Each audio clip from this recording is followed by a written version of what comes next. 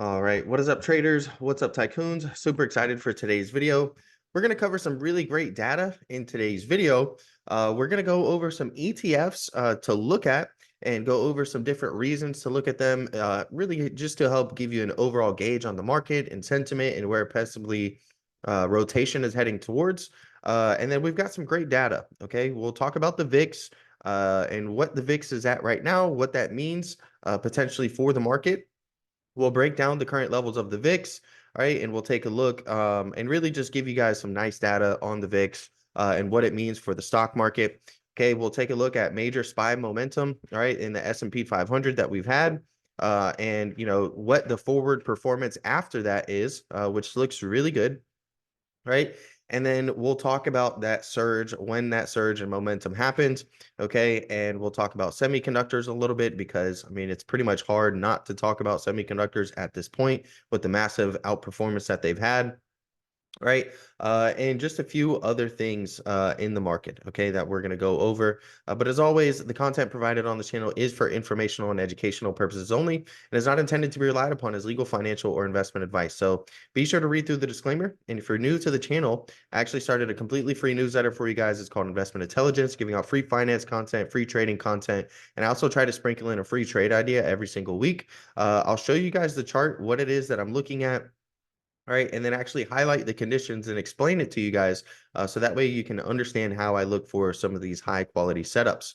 Now, there is a website associated with it. And remember, it's completely free, so you guys can just go back, check out the articles, some of the previous articles that have been put out. And if it's something that you think you would want sent directly to your inbox, you can subscribe to it via the website, or you can just monitor the website, check on it, however you want to access it.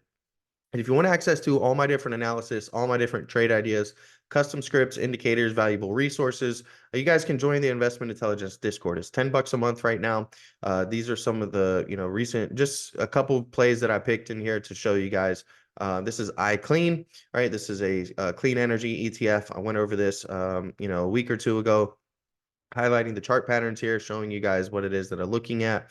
And you can see that some very nice returns on the options there. Intel was another one. All right, we highlighted the key zone that it was at. We highlighted a huge order block of about 1.5 million shares at 43 bucks, and Intel was trading below that price. And Intel was a very nice options trade there as well. So sign up for that. Link is in the description. Now, we're going to go over some different ETFs. All right. Now, these are good ones to monitor, in my opinion. I do think so. And I'm a big fan of using ETFs as a way to monitor the market. And so it was nice to find this, this note right here. And so what they've got is the MAGS, which I've told people about this one before, but they have a Magnificent 7 ETF. It's MAGS, right? This is going to be important because it's going to show you important leadership implications, right? Then you've got ARK-K, right? Now, this is your ARK Innovation ETF. This is going to give you a little bit of a read on rates, right? Talking about treasury rates, interest rates, right? Also high beta growth and sentiment, right? And then you've got the Alpha Architect US Quantitative Value ETF. This is the polar opposite of the Magnificent 7 and also a rotation play, right? So sometimes whenever you see the mags, starting to roll down, right, it's very possible that you could see QVAL starting to roll up. Or if you start to see a turnover in the QVAL, whether it's up or down, that's going to give you some good implications for rotation into the market. There's also XB. This is your B-rated high yield corporate bond ETF. So it's a little bit different than something like HYG or, different things like that. But this is a gauge for underlying credit health. Right, and then you've got BIL, BIL. This is your 1 to 3 month T-bill ETF. This is the largest cash-like ETF, and it's a good measure for flows into equity potentially. There's also Noble, NOBL. This is your S&P 500 Dividend Aristocrats ETF. This is, also another one that's going to help you out with Fed rate cuts, and this equals dividend payers on the back end Vogue. There's EWJ, which is your iShares MSCI Japan ETF. If you didn't know, the Nikkei is breaking out, has been on a tremendous rally right now. This was the last central bank to tighten, right? And then you've got the Wisdom Tree India Earnings ETF EPI. This is a new emerging market heavyweight, right? And then you've got UUP. This is going to be your US dollar bullish index ETF. So it's a bullish dollar play. All right. This is a significant clue for international equities. It also is a good clue for U.S. equities as well, right? Oftentimes the U.S. dollar and things like gold or the stock market will have an inverse relationship. And then there's HIDE, HIDE. This is your Alpha Architect High Inflation and Deflation ETF. This gives you dynamic inflation slash deflation positioning. So these are just some ETFs that you guys may want to monitor, keep an eye on, and help give you a little bit of an idea on different aspects of the market, give you a gauge. Now, let's talk about the VIX real quick. Okay, the VIX spent a large chunk of the 1990s below average levels. Okay, so see the average levels here below 20. Okay, this is 20 up here, so a little bit below 20. It was in these below average levels, and we saw a huge rally. Okay, so if you were fearing a low VIX, that would have kept you from one of the best market runs in equity history. So I know a lot of people look at the VIX and they say, oh, the VIX is just too low right now. It's too low for me to feel comfortable buying. But you have to realize an extremely low VIX or a low VIX, it really just means that the market is not anticipating any big shakeups, right? And a lot of people don't feel the need necessarily to go and hedge their portfolios a month out or longer, right? And so at the end of the day, that's what the VIX is for. And seeing a very low VIX and seeing VIX in what I like to call bullish territory, which what I consider is going to be basically below $15. Now, 15.29 is kind of the exact level I got, not something to live or die by. But this is all going to be bullish territory for me, right? If we're below 15, essentially, this is bullish territory for the stock market, right? And what do I mean by that? Well, I went ahead and did my own little slide here. And these are all the different periods where we're in that bullish territory, right? You can see going back here into the 90s, we had an 84% rally before we got out of there, right? And yes, the stock market can continue going higher afterwards, but we're just speaking about low VIX right now, right? And a very low VIX that we're looking at. Right. We had this period here in the 2000s. We saw about a 42% rally while VIX was in this bullish territory. And then you have in the 2010s heading into 2020, VIX was also in that bullish territory, rallied up about the stock market rallied up about 140%. And you've got this little time period over here. We saw a 14% rally, and we've seen in a 16% rally since the VIX has been trading, in this bullish territory once again. So, a low VIX is not something to fear. It's not something to keep you out of the market. And as the previous slide showed, if you were fearing a low VIX, you would have missed out on one of the best equity runs in the market. All right. Now, major SPY momentum. Now, we've seen lots of momentum in the stock market, okay? And that happened basically right at the end of last year. It was a historically rare to get 70% of the S&P 500 at a 20-day high. Now, this is also common to correct from this position in the short term, but it's generally a solid long-term measure, right? And so if you see, we're actually in the top quartile. When you take a look at the S&P 500 3-month percentage change versus the price is below 200-day moving average, we're in that top quartile percentage. And the gains from there, the forward performance looks very good. Okay, if you go out 125 days, you're looking at about an 80% chance of being positive. All right, with the average and median returns being about 6%.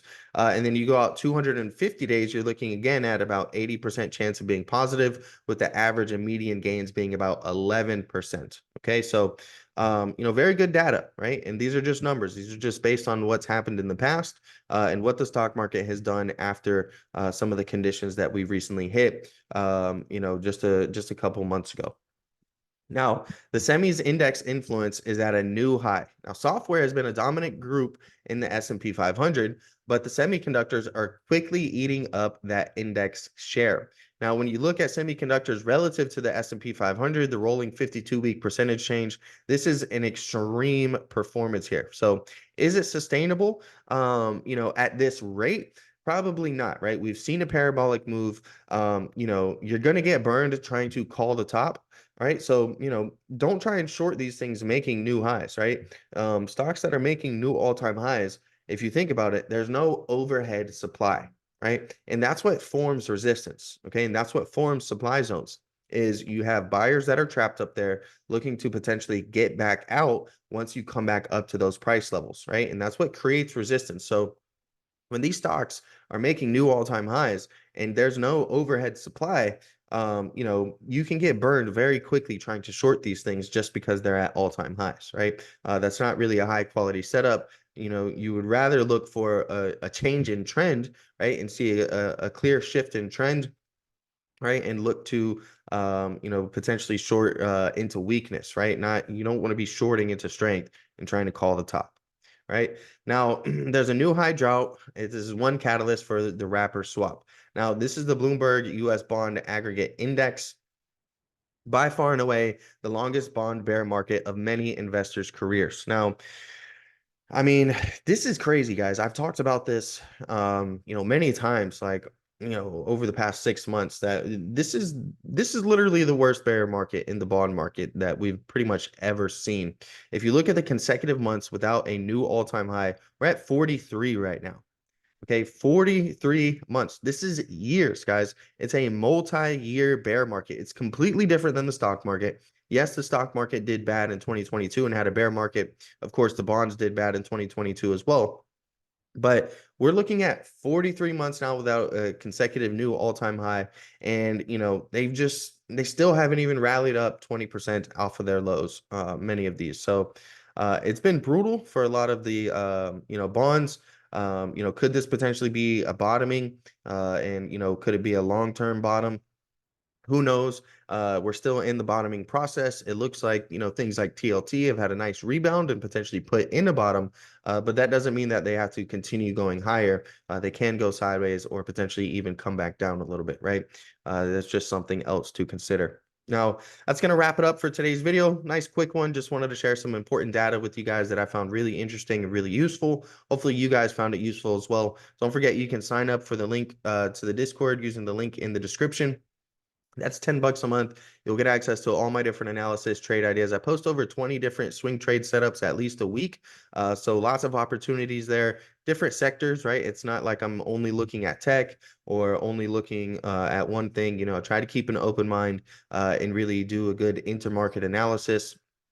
And the newsletter is completely free, right? So if you want to pay, you can join the Discord. Otherwise, the newsletter is really great as well. You can check out the website, sign up for that as well using the link in the description. And if you enjoyed the content in today's video and you ever want to do a one-on-one coaching session, I do these little one-on-one sessions all the time. There's a link in the description for my Ko-Fi page. In there, you can click on the commissions tab here and you can book a 30-minute or a 1-hour session. I do those little coaching sessions all the time and go over day trading dynamics, swing trading strategies. Maybe you've got a bunch of questions that you want answered that you're having problem finding answers to. We can do a little interactive Q&A. They also have this little buy a coffee button, basically a way to leave a tip or donation for all the free valuable content I put out. And if you ever want a YouTube video on a specific topic of your choice, you can submit viewer requests here on the Ko-Fi page as well. I appreciate you watching. Don't forget to smash the like button, subscribe. And if you enjoyed today's video, most likely you're really going to enjoy this next video right here. So be sure to click on that one as well.